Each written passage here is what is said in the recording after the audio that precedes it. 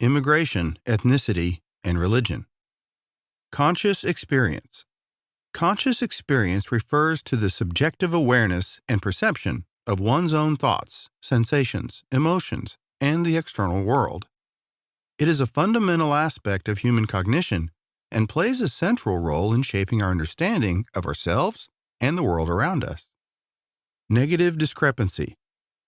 Negative discrepancy highlights a gap or difference between the actual and the desired states, indicating that the observed outcome or performance falls below what was anticipated or deemed satisfactory.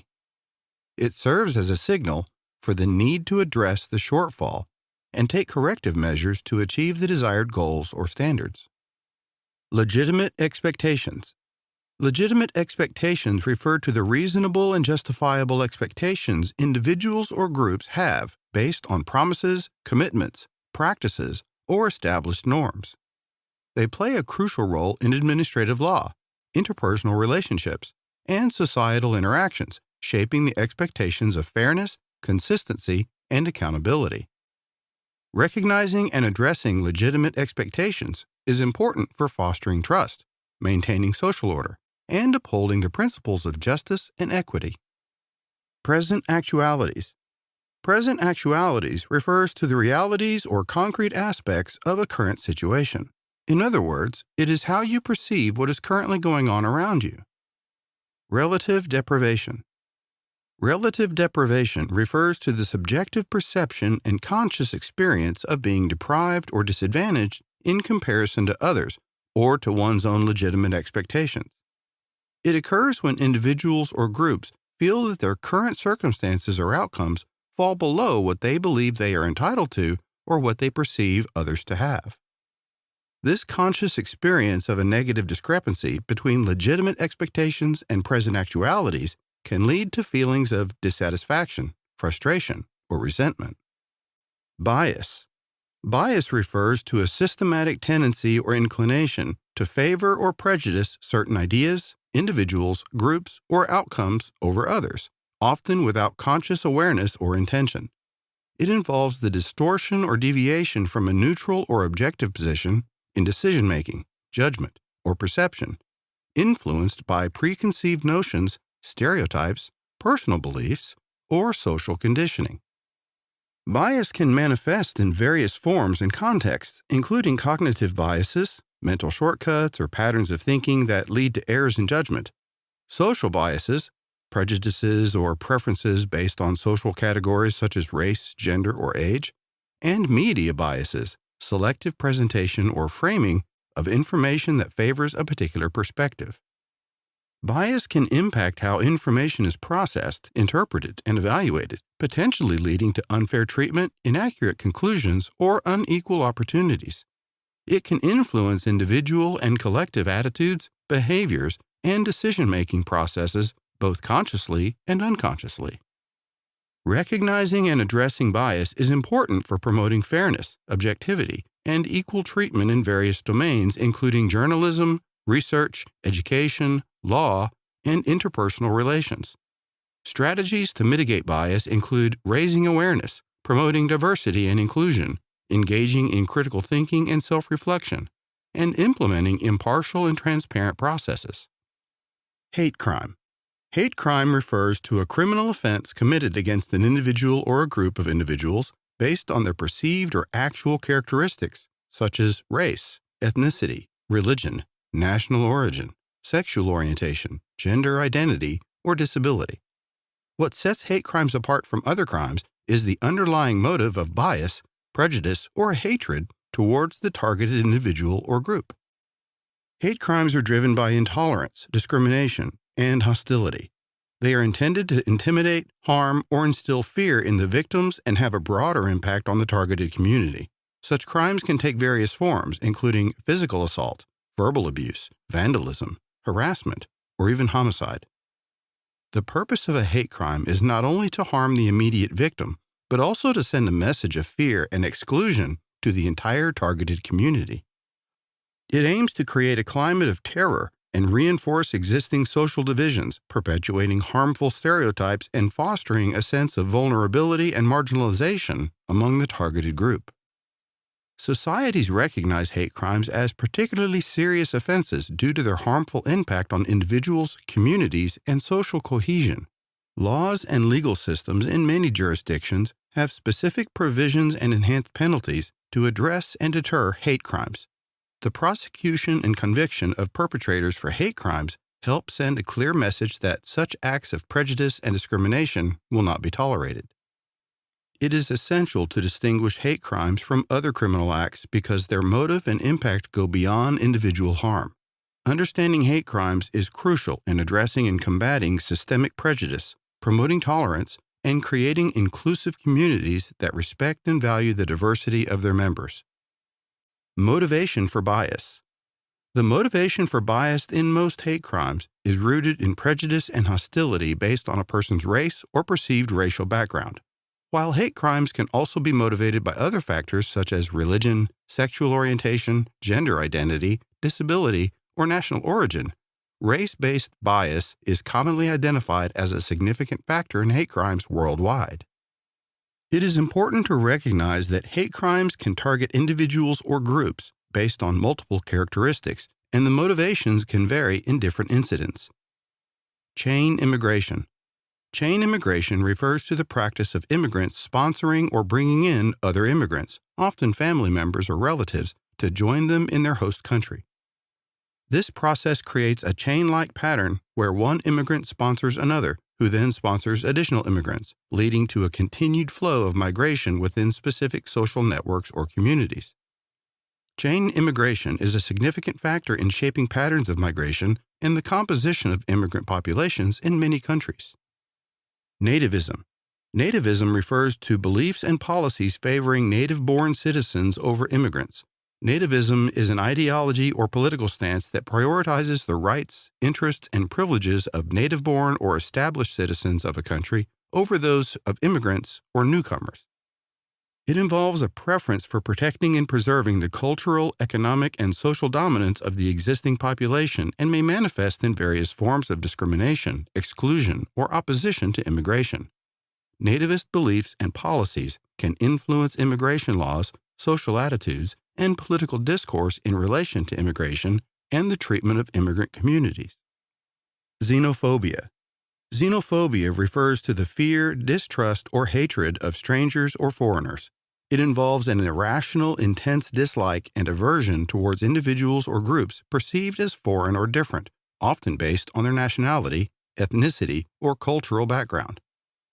Xenophobia can manifest in various ways, such as discrimination, prejudice, social exclusion, or even violence targeting individuals or communities perceived as outsiders.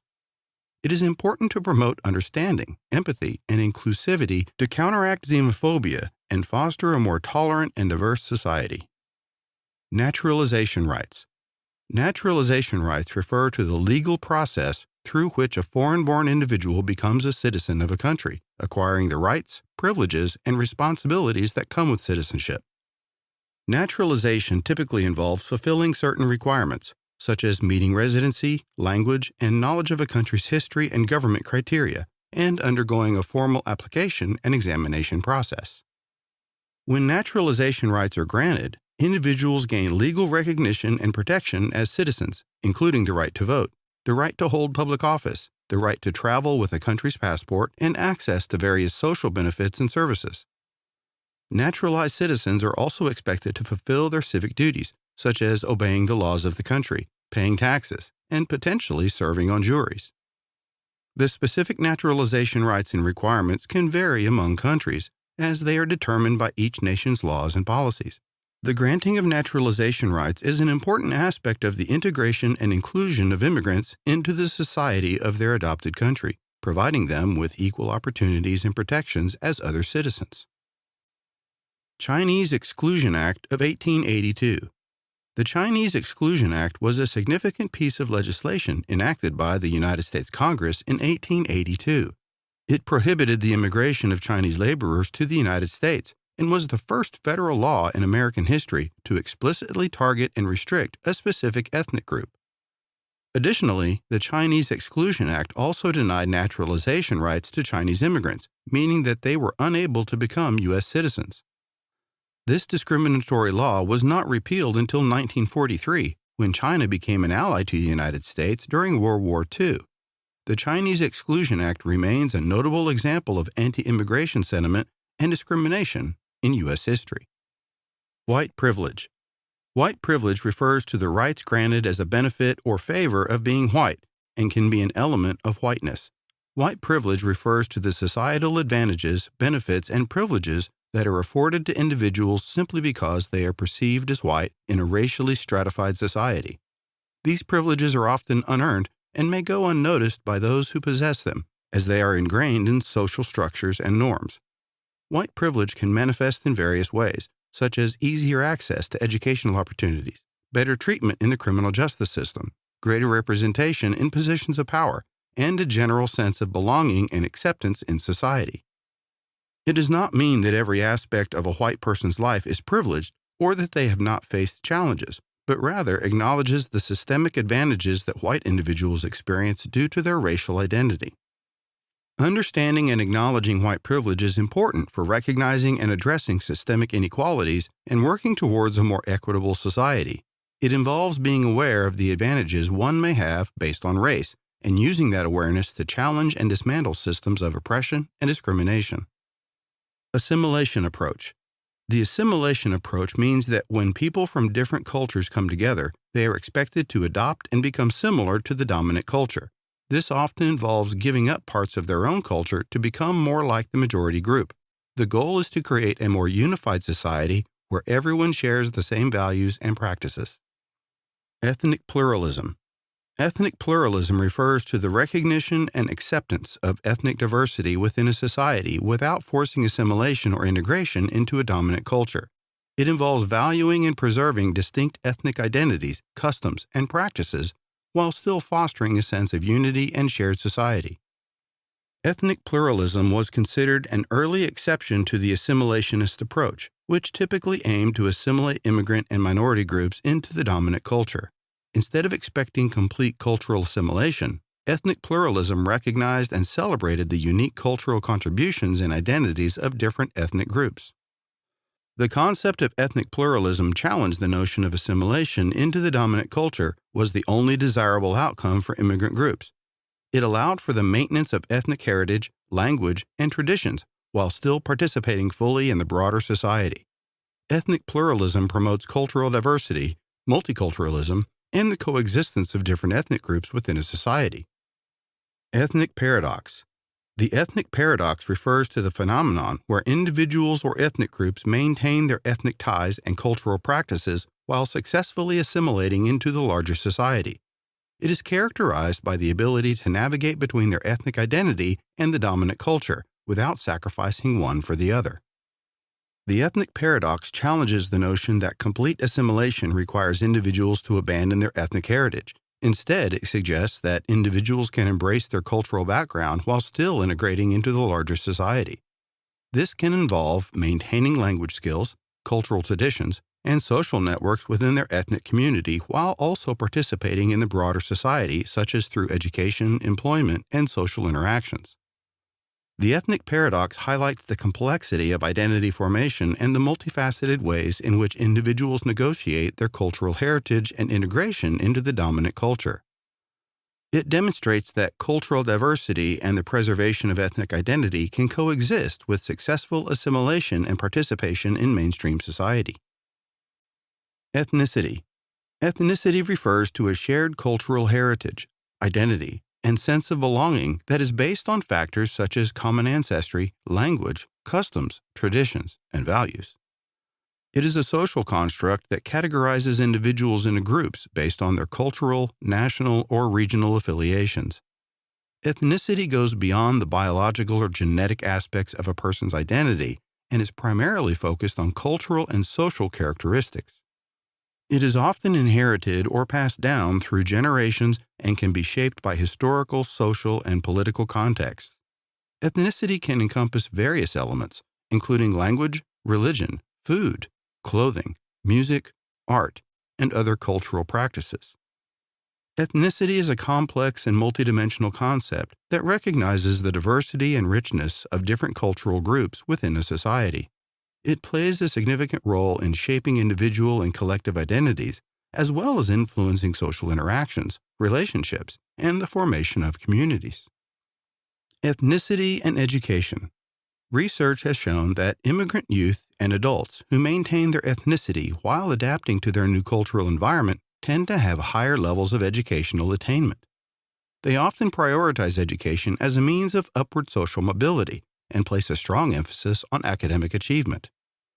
By maintaining their ethnic ties, such as language skills, cultural practices, and social support networks, they can draw upon valuable resources that contribute to their educational success. Maintaining one's ethnicity can provide immigrant youth and adults with a strong sense of identity, resilience, and support, which can positively impact their educational outcomes.